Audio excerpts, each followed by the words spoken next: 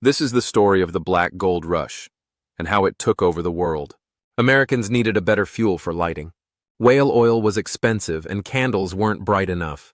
Enter kerosene, which could be refined from crude oil and used in lamps. It was cheaper, cleaner, and more efficient. In 1859, Edwin Drake drilled the first successful oil well in Titusville, Pennsylvania. Instead of collecting oil from surface seeps, he went underground and struck black gold. This launched the U.S. oil industry. Soon, refineries popped up to turn crude into kerosene. The waste byproducts, gasoline, diesel, were mostly discarded until the automobile appeared.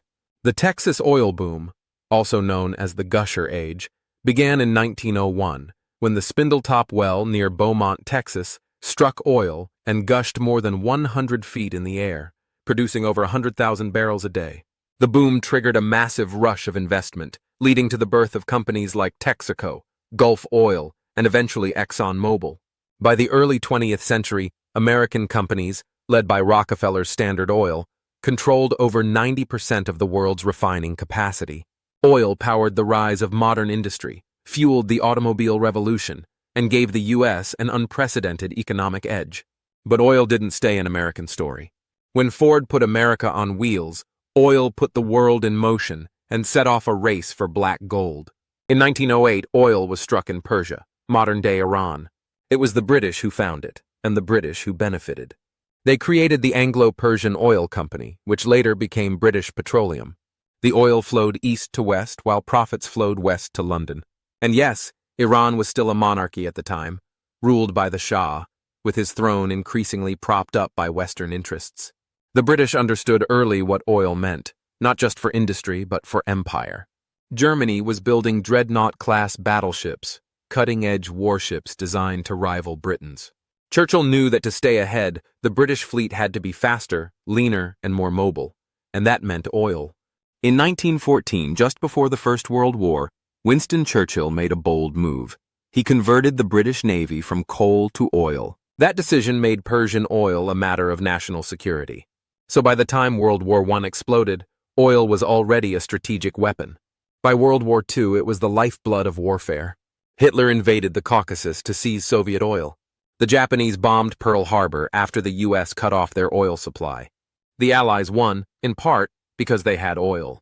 The Axis ran dry. Meanwhile, in 1938, across the desert sands of Saudi Arabia, another well-struck black gold, this time by Americans. The U.S. partnered with the Saudi monarchy to create what would become Aramco. This wasn't colonialism, like in Iran, it was business. A long-term geopolitical alliance was born.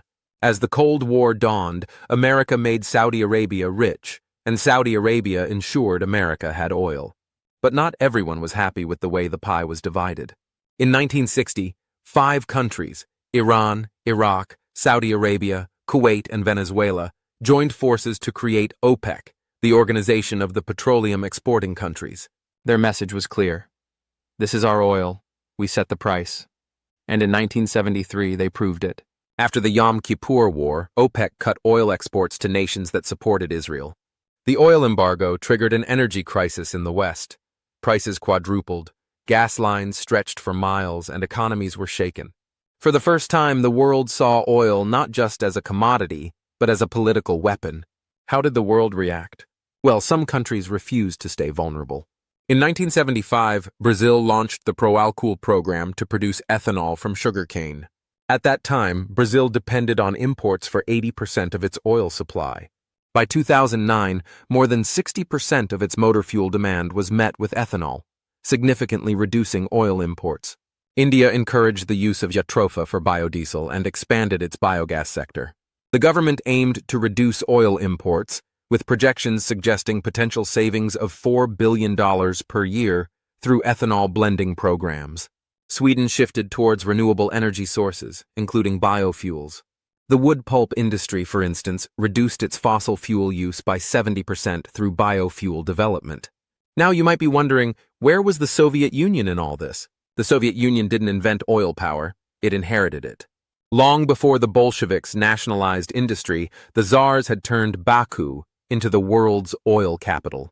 The region of Baku, now in Azerbaijan, then part of the Russian Empire, sat atop immense oil reserves.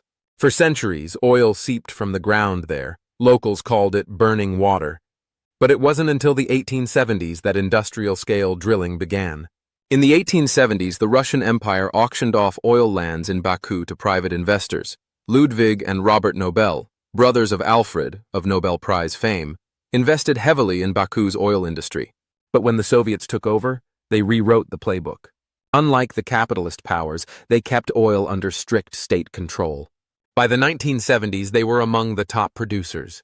Oil helped fund the Cold War, sustain their economy, and support their satellite states. But when prices collapsed in 1986, the Soviet economy crumbled. Some even argue oil helped end the Cold War. Thank you for watching, and don't forget to like and subscribe for more videos like this.